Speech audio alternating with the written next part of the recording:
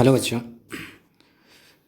मैं फिर एक बार कक्षा 10वीं की विषय गणित का ऑब्जेक्टिव क्वेश्चन प्रश्न लेकर आया हूँ। ठीक है, इस प्रश्न का उत्तर मैं बताऊँगा। देखिए किस तरह से इसका उत्तर आने वाले हैं।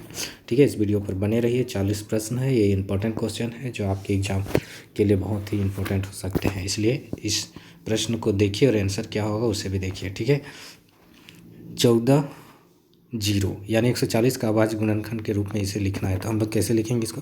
आप लोग इसको तोड़ना है तो ऐसे तोड़ दीजिए। 14 गुना 10 कीजिए, फिर 14 को तोड़ दीजिएगा अभाज्य संख्या में तो 2 गुना 7 होगा, और 10 को तोड़िएगा तो 2 गुना 5 होगा। ठीक है, तो 2 2 फिर 5 7। ठीक है, इस तरह से आएगा तो हमारा सही आंसर हो गया हमारा बी। ठीक है, फिर अगला प्रश्न है, किन्हीं दो धनात्मक पूर्णांक यानी दो संख्या ए और बी है के लिए लसर मस का गुणनफल, क्योंकि हम लोग जानते हैं इसमें दोनों संख्याओं का गुणनफल बराबर लसा गुना मसा होता है। तो लसा गुना मसा दिया है तो दोनों संख्या को गुना के रूप में लिख देंगे तो क्या होगा, सी ए गुना बी। जब पहली संख्या ए दूसरी संख्या बी तो हमारा ऑप्शन होगा सी। ठीक है, लसा गुना मसा है तो दोनों संख्या का गुणनफल के रूप में होगा। ठीक है, अगला प्रश्न है, 45 और 160 का एचसीएफ बताना है। तो हम लोग को ऑप्शन में देखना है कि कौन ऐसी संख्या है जो 45 और 160 को भाग कर देगा। 5 10 तो नहीं करेगा, ठीक है, 15 भी नहीं करेगा, 2 भी नहीं करेगा, इसलिए हमारा सही आंसर हो गया ए। ठीक है, तो 4 नंबर, दो धनात्मक पूर्णांक ए तथा बी दिए रहने पर यदि अद्वितीय पूर्ण संख्याएं क्यू तथा आर विद्यमान है तो निम्नलिखित में से कौन सा कथन सही है। ठीक है, तो हमारा सही ऑप्शन हो जाएगा भाज्य गुना भागफल जोड़ शेषफल। ये आप पढ़े होंगे, भाज्य बराबर भाज्य गुना भागफल जोड़ शेषफल, उसको हम लोग लिखते हैं ए बराबर बी क्यू प्लस आर। ठीक है, तो ये हमारा ये आंसर हो गया। ठीक है, अगला प्रश्न देखिए, यदि बहुपद x square minus 9x plus a के शून्यकों का गुणनफल ए का स्थान पर हो गया, ए की जगह में 8 हो गया। ठीक है, तो इसमें शून्यक निकालना है तो हम लोग को कैसे निकालना है, 8 को हम लोग को ऐसे तोड़ना है कि तोड़ी हुई संख्या को जोड़ने पर या घटाने पर 9 आना चाहिए बीच की संख्या, तो ये टूटेगा 8 है का 8। ठीक है, तो हम लोग इसको क्या करेंगे, माइनस करेंगे, तब यहाँ पर हम लोग का -9 आएगा। ठीक है, देख रहे हैं ना। ठीक है, तो अब इसका शून्यक बताने के लिए इसका अपोजिट साइन कर देते हैं तो प्लस हो जाएगा। ठीक है, तो +1 + 8 ये हमारा सही आंसर हो गया। ठीक है, यदि अल्फा बीटा बहुपद x square plus 2x plus 1 के शून्यक है तो अल्फा 1/अल्फा प्लस 1/बीटा का मान क्या होगा। ये जब भी इसका मान बताइएगा बच्चों तो अल्फा गुना बीटा का अंश में होगा और अल्फा प्लस बीटा का हर में होता है। ठीक है, अल्फा प्लस बीटा का अंश में होता है, अल्फा गुना बीटा का हर में होता है। ठीक है, तो इसका मतलब हो गया कि शून्यकों का योगफल ऊपर हो जाएगा और शून्यकों का गुणनफल नीचे हो जाएगा। ठीक है, बटा का, तो हम लोग का उत्तर इसमें क्या हो गया अल्फा प्लस बीटा। ठीक है, और अल्फा गुना बीटा नीचे अंश में होता है, इसका मान डाल दो, ये आपका करेक्ट आंसर हो जाएगा। अल्फा प्लस बीटा बीच वाला होता है। ठीक है, तो 2 हमारा है, अल्फा गुना बीटा किनारे वाला होता है, 1 है, इसको कट कर दो। ठीक है, तो हमारा सही आंसर हो गया 2। ठीक है, इसलिए ये ऑप्शन सही होगा। क्वेश्चन 7। ठीक है, एक अक्ष को जितनी बार काटेगा ग्राफ उतना ही हमारा आंसर होगा। ठीक है, तो इसको हम लोग देखते हैं। देखिए, एक जगह, 2 जगह, 3 जगह, 4 जगह, तो 4 बार काटा है, इसलिए हमारा सही आंसर होगा ए 4। ठीक है, ए ऑप्शन का 4। अगला क्वेश्चन कहता है समीकरण युग्म एक्स बी एक्स सी ये है और A2 B2 C2 ये वाला है ना। तो हम लोग को बताना है कि इसमें अगर इसका फॉर्म A1/A2 बराबर B1/B2 बराबर C1/C2 है तो तीनों आपस में बराबर है तो इसका अनेक हल होता है। ठीक है, तो अनेक हल होता है, ये आंसर सही हो गया। ठीक है, यदि रेखाएं 3x + 2 के y बराबर 2 है, 2x + 5y + 1 का बराबर 0 समांतर है तो के का मान क्या होगा। तो हम लोग जानते हैं यदि A1/A2 बराबर B1/B2, ठीक है, और C1/C2 हो तो वे समांतर होते हैं। ठीक है, तो इसके लिए हम लोग को A1/A2 B1/B2 करके चेक करना होगा। A1/A2 का मान हो गया 3/2। ठीक है, बराबर B1/B2 ये 2k है, 2k बटा यहाँ पर हो जाएगा आपका 5y। ठीक है, तो यहाँ 2k है तो 5 दिया 15 और 2 दूना 4, ठीक है। 5 दिया 15, 2 दूना 4 यानी 15/4 हमारा सही आंसर होगा। तो ये हमारा ऑप्शन सी हो गया, ठीक है। अगला प्रश्न 10, ठीक है। के किस मान के लिए रेखा युग्म 8x + 5y = 9 तथा के x + 10y = 15 असंगत है। असंगत कब होता है? जब a1/a2 = b1/b2 और बराबर नहीं c1/c2 हो तो, ठीक है। तो ए और बी पद बराबर होंगे, ठीक है। तो हम लोग ऐसे ही चेक कर लेते हैं आसानी से। तो a1/a2 क्या हो गया? 8/k, ठीक है, बराबर 5/10। तो 5/10 कटेगा तो 1/2 बनेगा। 8/16 जब कटेगा तब बनेगा 1/2। तो k का मान हो गया हमारा 16, ठीक है। अगला प्रश्न आ रहा है, समीकरण युग्म 3x + 3 ये 3x + 3y = 4 और 3x - 2y = 10 का हल क्या है?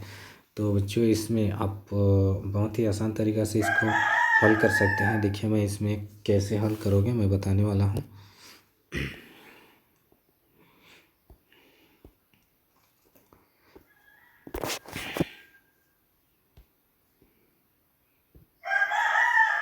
चलिए देखिए, सबसे पहले आप लोग क्या करेंगे,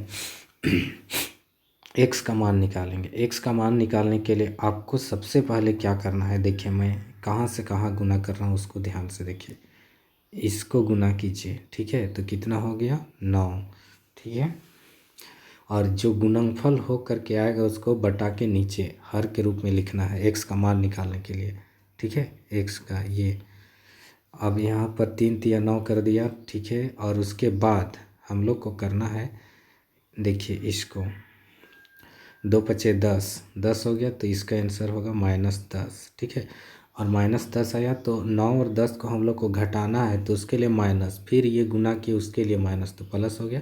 तो हमारा आंसर कितना आ गया? 19, ठीक है। तो अंश में आ गया 19, नहीं हर में 19 आ गया, ठीक है। हर में 19 आ गया, ठीक है। अगला फिर हम लोग को करना क्या है, देखिए और उसके बाद हम लोग को गुना करना है। कैसे? देखिए इसको मैं गुना करके दिखा रहा हूँ आप लोग को। 3 से 10 में लाइए तो हो गया आपका 3 × 30, ठीक है। और उसके बाद आप लोग कीजिएगा गुना, ठीक है। और 4 से 2y में, ठीक है, x का मान निकालें इससे हम लोग, ठीक है। तो ये 4 दूना 8, पहले से माइनस है तो क्या हो जाएगा? प्लस, ठीक है। तो यहाँ पर हो गया 38, ठीक है। इसको कट करेंगे तो हमारा आंसर हो गया 2, ठीक है। तो x का वैल्यू हो गया 2। तो x का वैल्यू हो गया 2, तो हमारा ए ऑप्शन में x का 1 है, बी ऑप्शन में ये देखिए, बी ऑप्शन में ये हमारा सही आंसर हो गया, ठीक है। तो इसी तरह से 12 नंबर में देखिए x - y, x और y को माइनस करने से 2 और x और y को प्लस करने पर 4 आएगा। तो ये कौन सा ऑप्शन सही हो सकता है? देखिए देखिए ये सी ऑप्शन इज करेक्ट है, ठीक है। सी ऑप्शन इज करेक्ट होगा क्योंकि इसको ऐड करने से 4 होगा और माइनस करने से 2 होगा, ठीक है। और सी में देखेंगे सी का उसी तरह से इसका भी आंसर होगा, ठीक है। जैसे मैंने बताया था आप लोगों को, सबसे पहले हम लोग को करना क्या है, इसमें गुना करना है। तो 2 × 14, ठीक है। x का मान सबसे पहले निकालेंगे, 2 × 14 हो गया। फिर इसको गुना कीजिए, 5 चौके 20, 20 और वहाँ माइनस है तो प्लस हो जाएगा, ठीक है। तो इसको जोड़ेंगे तो हमारा आंसर हो जाएगा 34, ठीक है।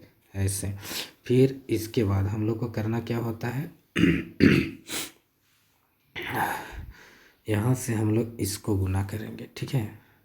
इसको गुना करेंगे तो कितना हो गया? 2, ठीक है, 2 हो गया। फिर हम लोग को इसको गुना करना होता है x का मान निकालने के लिए, 16 चौके 64, 64 में फिर माइनस है तो प्लस हो जाएगा, ठीक है। तो यहाँ पर 6, 8 हो गया। इसको कट करेंगे तो x का वैल्यू हमारा 2 आ गया, ठीक है। तो x का वैल्यू हमारा 2 आ गया। तो ऑप्शन किस में है? ए में भी, बी में भी है, ठीक है। तो हम लोग का y के लिए कौन सा मान सही होगा, तो देखिए इसको चेक करते हैं। पहला ऑप्शन से y का वैल्यू पुट कीजिए, करेंगे 3, अगर इसको कैलकुलेट करके 16 आता है तो यही हमारा सही आंसर होगा। नहीं आया तो हम लोग बी में चलेंगे, ठीक है। एक्स का मतलब 2 समझ गए हम लोग, 5 दूना 10 और वाई का जगह में हम लोग को मिल गया 3, तो 3 दूना 6 और 10 और 6 कितना हुआ 16, ये करेक्ट है, ठीक है। और यहाँ भी चेक कर सकते हैं, यहाँ 7 दूना 14, फिर हमारा आंसर हो जाएगा यहाँ 3 चौके 12, 14 में 12 घटेगा तो 2, ठीक है। तो हमारा सही आंसर हो जाएगा ए, ठीक है। निम्नलिखित में से कौन सा द्विघात समीकरण है? देखिए बच्चों, बराबर के बायां दायां दोनों तरफ अगर एक्स स्क्वायर आ रहा है तो वो कट के एक्स स्क्वायर नहीं आ बचता है तो वो द्विघात नहीं कहलाएगा, ठीक है। तो बराबर के एक साइड अगर एक्स स्क्वायर बनता है तो वही द्विघात होगा, ठीक है। तो देखते हैं, पहला में इधर गुना हो के भी बायां साइड एक्स स्क्वायर होगा और दाहिना साइड भी एक्स स्क्वायर होगा, इसलिए ये द्विघात नहीं है, ठीक है। बी ऑप्शन में देखेंगे तो लेफ्ट साइड में एक्स स्क्वायर बनेगा, राइट साइड में एक्स स्क्वायर नहीं है तो ये द्विघात बन जाएगा, ठीक है। और यहाँ पर सी में भी देखते हैं, एक्स गुना हो के एक्स स्क्वायर बनेगा, राइट साइड भी एक्स स्क्वायर है, ये भी कट के एक्स स्क्वायर हट जाएगा, यहाँ पर एक्स का पावर 3 आ जाएगा, इसलिए ये नहीं होगा, ठीक है। सही ऑप्शन भी हो गया। और आगे ये 15 में द्विघात समीकरण में के समान या पुनरावृत्त मूल होने की लिए शर्त है, तो कौन सा शर्त होगा समान मूल होने के लिए? अगर डी बराबर 0 हो तो डी बराबर 0 कहाँ है ये, ठीक है। और आगे का तो द्विघात समीकरण x square minus 5x plus 4, ठीक है, विविध कर क्या है? तो सबसे पहले हम लोग को क्या करना है बच्चों, 5 का स्क्वायर कर देना है तो हो गया 25, ठीक है। तो हमें फार्मूला से आता है 4, फिर ए का स्थान और सी का स्थान को गुना करता है, ए का स्थान में 1 है, सी का स्थान में 4, तो 4 चौके कितना हो जाएगा 16। यहाँ पर 1 मिनट, 5 पचे 25 होगा और 24 लिख दिया था मैंने, 4 चौके 16, ठीक है। घटेगा तो क्या बचेगा 9, ठीक है। तो हमारा सही आंसर हो गया कहाँ 9, ये सी ऑप्शन सही होगा, ठीक है। अगला प्रश्न है, द्विघात समीकरण 3x square minus 2x plus 1/3 बराबर 0 का विविध कर क्या होगा? विविध कर हम लोग को बताना है डी का मतलब क्या होगा, ठीक है। तो यहाँ पर देखिए बच्चों क्या होगा तो पहले हम लोग 2 को करेंगे, 2 दूना 4, ठीक है। फिर हम लोग को माइनस कर देना है 4 से, ठीक है। और किसको? ए सी को गुना करके, ए सी को गुना करेंगे तो 3 और 3 कट के क्या बच जाएगा 1, तो 1 और 4 को हम लोग इंटू कर देंगे तो 4 होगा और 4 से 4 घटेगा तो 0, तो सही हमारा उत्तर हो गया ये, ठीक है। समीकरण 3x square minus 2x plus 1/3 बराबर 0 के मूल क्या होंगे? मूल देखिए, इसी समीकरण का जो हम लोग 17 में देखे तो d इक्वल टू 0 आया, तो d इक्वल टू 0 होता है तो उसका मूल जो होता है बराबर होता है, ठीक है। तो बराबर हम लोग का कौन ऑप्शन में दिख रहा है? ए में नहीं है, बी में है, सी में नहीं है और डी में भी है, तो हम लोग कन्फ्यूज हैं कि एक बी होगा कि डी होगा, ठीक है। तो हम लोग चेक करते हैं, यहाँ पर जो है फर्स्ट पद यहाँ पर जो 3 है, ठीक है, ये भाग लगता है, ऊपर जो भी बचे लेकिन वो भाग लगता है दोनों मूल में। तो मान लीजिए एक बचा है तो यहाँ 3 से भाग कर रहा है, यहाँ भी 3 से भाग कर रहा है, ठीक है। ये नीचे भाग करता है, अगर 2 रहता तो 2 से भाग करता, होने से ऑप्शन डी सही हो जाता है। जब 3 है तो ऑप्शन हमारा बी सही हो गया, ठीक है। यदि द्विघात समीकरण के x square plus 4x plus c बराबर 0 तो मूल समान हो तो के का मान ज्ञात करना है, ठीक है। तो के का मान ज्ञात करने के लिए हमें, ठीक है, कैसे निकालना होगा? तो सबसे पहले विविध कर फॉर्मूला में चले जाओ, एक नंबर होगा 4 का गुना वर्ग कर दो, 4 चौके 16 हो गया, ठीक है। और मूल समान है तो हम लोग का डी का मान 0 आना चाहिए, ठीक है। तो हम लोग यहाँ 4 रख दिए, तो 16 लाने के लिए, 4 को 16 बनाने के लिए के की जगह में क्या रखे कि ये बन जाएगा 16, तो 4 रखेंगे तो तब ना हो जाएगा 4 चौके 16 और घट के 0, डी बराबर 0, तब मूल समान होंगे, यानी के स्थान पर हमारा आंसर हो जाएगा 4, तो ऑप्शन डी सही हो गया, ठीक है। देखिए, द्विघात समीकरण x square minus 3x minus 10 का मूल ज्ञात कीजिए। मूल ज्ञात करने का बहुत आसान तरीका बच्चों बताने वाला हूँ, ठीक है। तो इसका अंतिम पद को ले लीजिए, क्या है 10 है, ठीक है। तो 10 है तो इसको हम लोग क्या करेंगे, तोड़ेंगे, ऐसा तोड़ेंगे कि जोड़ के घटा के बीच वाली संख्या -3 लाना है, तो ये टूटेगा 2 पचे 10, ठीक है। तो -3 बनाने के लिए माइनस किस में डालना होगा? 5 में, और प्लस रहेगा 2 में, ठीक है। तब ये घट के -3 बचेगा, ठीक है। 2 और -5 आ गया, और हम लोग को इसको मूल बताना है तो साइन चेंज हो जाता है बच्चों, ठीक है। तो साइन चेंज हो जाएगा, ठीक है। तो 2 के आगे क्या लग जाएगा? माइनस, ठीक है, और इसके जगह में प्लस, ठीक है। -2 + 5 ये हमारा सही आंसर है। एक किस में है? A option. ठीक है, चलिए 3 1 -1 -3 के लिए क्रमशः प्रथम पद और सार्वंत्र डी निकालना है। ठीक है, प्रथम पद तो 3 ही होगा, सार्वंत्र डी यानी 1 घटाओ 3 तो -2 हो गया। ठीक है, तो 3 - 2 किस में है? ऑप्शन बी, ये हमारा सही आंसर हो गया। ठीक है, अगला पद 21 18 15 का कौन सा पद शून्य होगा? ठीक है, कौन सा पद शून्य होगा? हम लोग 3 का पहाड़ा में चलेंगे तो 3 सत्ते 21, फिर 3 पीछे जाएंगे तो 0 हो जाएगा, तो 8 पद हो गया। 3 से 7 7वां पद होगा, लेकिन हमारा 0 तक जाना है तो ये हमारा ये सही हो जाएगा, क्योंकि 8 पद आ जाएगा। ठीक है तो देखिए बच्चों 23 नंबर, इसको बहुत जल्दी कम समय में कैसे बनाइएगा। देखिए ये कितने पद हैं वो पूछ रहा है, पदों की संख्या पूछ रहा है, तो इसका पदों की संख्या बताने के लिए आप लोग को करना क्या है, देखिए मैं बताने वाला हूँ। बहुत ही आसान तरीका बताने वाला हूँ बच्चों। 23 का पदों की संख्या यदि निकालना है तो क्या करना है, सबसे पहले आपको ए मालूम करना होगा, तो ए का मतलब 7 हो गया, और इसमें डी मालूम करना पड़ेगा, तो डी यानी डिफरेंस, तो 13 घटाओ 7 करोगे तो आपका 6 हो गया। ठीक है, तो उसको फिर घटा लीजिए, एक बार घटा लीजिए। ठीक है, डी यानी प्रथम पद और डी से घटाइएगा तो आंसर कितना आ गया? 1। ठीक है, अब एक जो बचा इसको हम लोग को ये जितने पद है ना उससे घटा देना है। जैसे 205 है, 205 में 1 घटा देंगे तो हमारा आंसर क्या बचेगा? 204। ठीक है, 204 जब बच गया तो इसको हम लोग को करना क्या है, देखिए।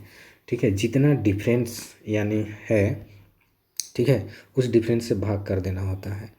तो भाग कैसे करेंगे, देखिए 6 से कट कीजिए, 6 दिए 18, 2 बच गया, और 6 चौके 24, तो 34 आ गया। तो 34 पद हैं इसमें, तो 34 हमारा कहाँ देखने को मिल रहा है? ऑप्शन बी में। ठीक है, करेक्ट। 24 नंबर, ये भी बहुत ही इम्पोर्टेंट क्वेश्चन। और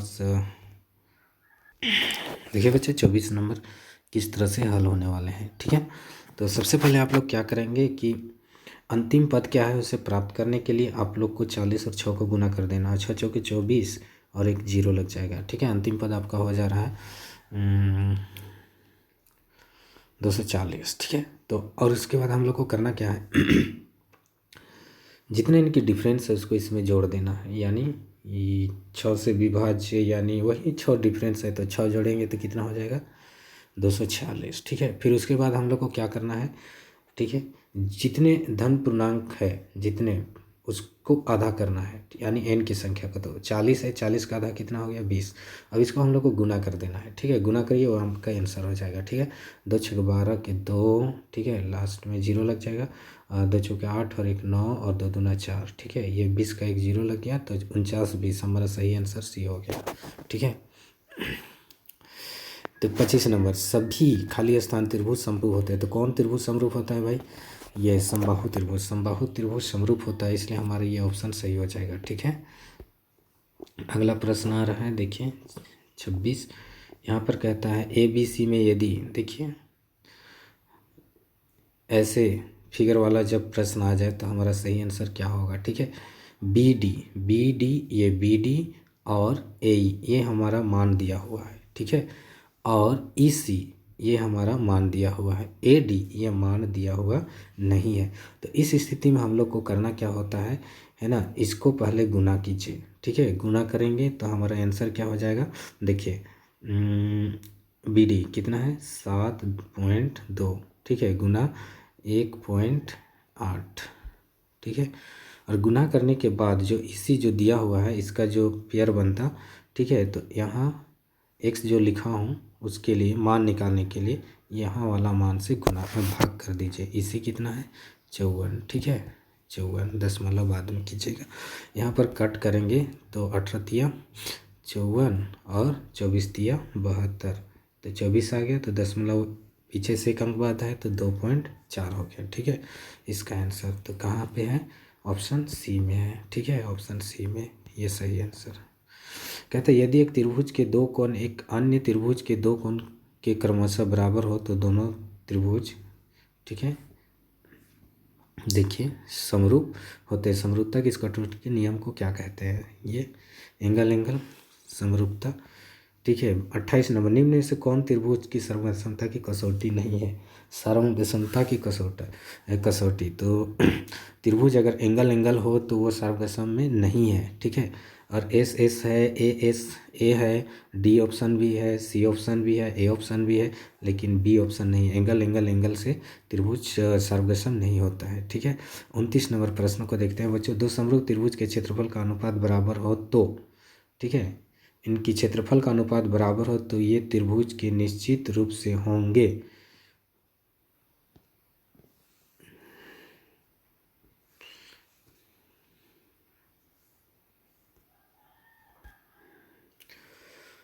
दो समरूप त्रिभुज के क्षेत्रफल का अनुपात बराबर हो तो त्रिभुज निश्चित रूप से क्या होंगे? सर्वांगसम होंगे, ठीक है। तो ऑप्शन सी सही हो गया। और 30 नंबर, त्रिभुज ए बी सी एक समद्विबाहु त्रिभुज है जिसका कोण सी समकोण है, तो निम्नलिखित में से कौन सा कथन सही होगा? ठीक है, तो देखते बच्चे इसमें सीखते हैं। इस तरह से त्रिभुज सी पर 90 डिग्री बन रहा है, तो यहाँ ए होगा तो यहाँ बी होगा। तो इसको पाइथागोरस में चलेंगे तो ए बी का स्क्वायर बनेगा, फिर बाकी इधर जो है, ठीक है। ए बी का स्क्वायर जब बन गया तो हम लोग को ए बी की स्क्वायर में कौन दिख रहा है? ये, ठीक है। A b square plus 2ac square हो जाएगा, ठीक है। तो 31 नंबर प्रश्न में आते हैं बच्चों। देखिए, ए बी सी में ए बी बराबर 7 सेंटीमीटर, ए सी बराबर 25 सेंटीमीटर, बी सी बराबर 24 सेंटीमीटर। तो ये समकोण त्रिभुज हम लोग बनाते हैं। ये बी है, यहाँ समकोण मान लेते हैं, तो ए और सी होगा यहाँ पर। तो ए सी सबसे बड़ा हो गया। तो हम लोग जानते हैं बच्चों, ठीक है, कि 24 25 7, ठीक है, 24 25 7 से एक समकोण त्रिभुज बनता है। तो समकोण त्रिभुज है तो निश्चित ही कोण बी क्या होगा? 90 डिग्री होगा, ठीक है। इसलिए हमारा सही ऑप्शन होगा सी। अगला प्रश्न में आते हैं। किसी वृत्त की स्पर्श रेखा उससे कितने बिंदु पर प्रतिच्छेद करती है? स्पर्श रेखा किसी वृत्त को एक ही बिंदु पर प्रतिच्छेद करती है, तो इसलिए हमारा सही ऑप्शन हो जाएगा ए, ठीक है। 32 नहीं 33 प्रश्न पर आते हैं बच्चों। देखिए, एक बिंदु P से वृत्त की स्पर्श रेखा की लंबाई 15 सेंटीमीटर है और P की दूरी केंद्र से 17 सेंटीमीटर है, तो वृत्त की त्रिज्या क्या होगी? वृत्त की त्रिज्या हमें बताना है बच्चों, ठीक है। तो वृत्त की त्रिज्या, ये तो पाइथागोरस सिस्टम चल रहा है। तो पाइथागोरस सिस्टम जब चल रहा है 15 17 और 8 से एक समकोण त्रिभुज बनता है। 15 17 8 का एक क्या बोलते हैं, त्रिक से। तो 8 कहाँ है, किस ऑप्शन में है? ऑप्शन डी, इसलिए ये सही आंसर हो गया हमारा। अगला प्रश्न 34, टीपी टीक्यू केंद्र ओ वाले किसी वृत्त पर दो स्पर्श रेखाएं इस प्रकार है कि पी ओ क्यू 110 डिग्री है, तो पी टी क्यू एक। देखिए बच्चों, मैं इसको फिगर बना के बता देता हूँ, ठीक है। चलिए, ठीक है, और यहाँ से इस तरह से, ठीक है, यहाँ पर कहता है कि 110 डिग्री है ना। तो ये हमारा टी हो गया और ये हमारा पी हो गया और ये हमारा क्यू हो गया। ये हमारा सेंटर हो गया, ऐसे मिला दिया ऐसे, ठीक है। यहाँ ओ है, तो कह रहा है हम लोग को कि पी टी क्यू, तो पी टी क्यू, तो यहाँ बच्चों पी टी क्यू, ठीक है, यहाँ हमें निकालना है। यहाँ 110 डिग्री नहीं दिया है, यहाँ 110 डिग्री दिया है, ठीक है। यहाँ इस एंगल पर 110 डिग्री है, तो हमें पी टी क्यू ये एंगल निकालना है, ठीक है। तो हम लोग जानते हैं कि यहाँ 90 डिग्री होगा, यहाँ 90 डिग्री होगा। 90 90 180, 180 घट गया 360। चतुर्भुज के चारों कोनों का योग 360 होता है, तो 180 हट गया तो बचा 180 बच गया, ठीक है। 180 में 10 फिर हटेगा 110, तो हमारा बचेगा 70। तो हमारा ये आंसर जो होगा यहाँ पर वो 70 डिग्री आएगा, ठीक है। तो ये ऑप्शन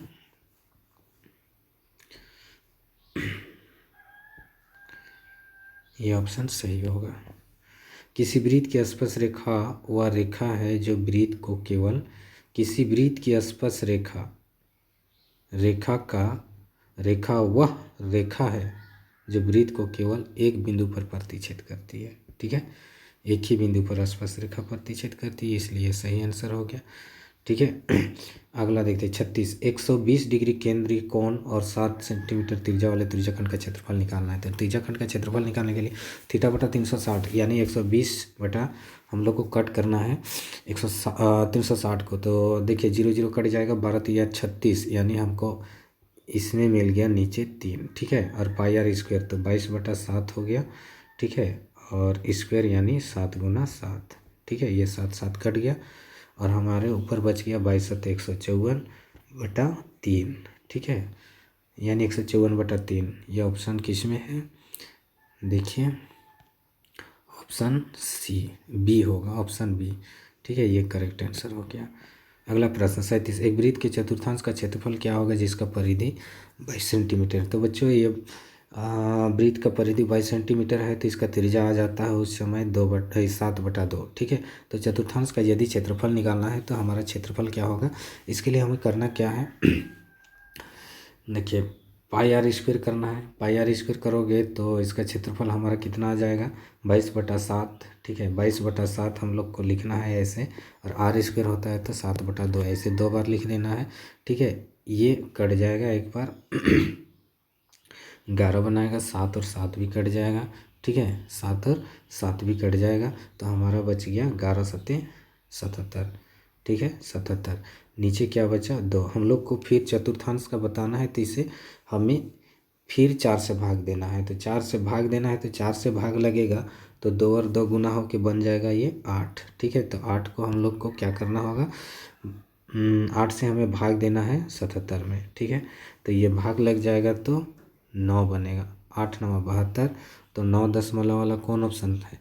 तो 9 दशमलव वाला पहला ऑप्शन है, तो इसलिए यही आंसर सही होगा। पूरा भाग देने की जरूरत ही नहीं, ठीक है। 38 नंबर, अर्धवृत्त पर बना कौन होता है? अर्धवृत्त पर बना कौन, यानी अर्धवृत्त के केंद्र पर नहीं पूछ रहा है, अर्धवृत्त पर बना कौन, ठीक है। तो ये हमारा अर्धवृत्त है। जैसे यहाँ पर जो कोण बनता है वो कितना डिग्री का हो रहा है बोल रहा है, तो ये क्वेश्चन का आंसर हो जाएगा 90 डिग्री। तो 90 डिग्री नहीं दिया है, 90 डिग्री को हम लोग समकोण बोलते हैं, इसलिए आंसर हो गया, ठीक है। 39 नंबर, यदि 7 सेंटीमीटर त्रिज्या वाले एक वृत्त के लघु वृत्तखंड का क्षेत्रफल 12 सेंटीमीटर है तो दीर्घ वृत्तखंड का क्षेत्रफल क्या होगा? तो हम लोग को इसमें क्या करना है कि पूरे वृत्त का क्षेत्रफल निकाल लेंगे। 7 सेंटीमीटर त्रिज्या लेकर के पूरे वृत्त का क्षेत्रफल निकालोगे तो कितना हो जाता है 154 आ जाता है, ठीक है। 154 में फिर 12 घटा दो तो हमारा आंसर हो जाएगा दीर्घ वृत्तखंड का है। तो ये आंसर कितना आता है? तो 4 में 2 गया 2, ठीक है। 5 में 1 गया 4 और 1, यानी 142 हमारा सही आंसर हो गया, ठीक है। तो ये आंसर सही हो गया। 40 और अंतिम क्वेश्चन देखते हैं। देखिए 21 सेंटीमीटर त्रिज्या वाले एक वृत्त के चाप की लंबाई क्या होगी जो केंद्र थीटा इतना बड़ा? थीटा और 360 को काट दीजिएगा तो हमारा आंसर हो जाएगा 1/6, ठीक है। जबकि यहाँ पर 21 है, पाई आर होता है ना, तो 22/7 लिखेंगे, फिर यहाँ पर 21 है, फिर हमारा 1/6 इसको गुना कर देंगे, ठीक है। ये कटेगा तो फिर हमारा ये भी कट जाएगा तो नीचे बचाएगा 3, ठीक है। 1 मिनट। तो बच्चों अंतिम क्वेश्चन है, तो चाप की लंबाई बराबर क्या होता है? यहाँ पर पाई आर थीटा/81 होता है, ठीक है। तो हम लोग का आंसर हो गया 22/7 और आर है 21 और 60/180, ठीक है। तो ये कट गया 3 से और ये 3 7 हो गया और ये 7 ये तो बचा 22। तो 22 किस में है? सी, ठीक है। ये हमारा करेक्ट आंसर है, ठीक है। बच्चों मेरे चैनल में जुड़े रहने के लिए और मेरे वीडियो देखने के लिए आप लोग को बहुत बहुत धन्यवाद। इस चैनल को सब्सक्राइब जरूर कीजिएगा, धन्यवाद।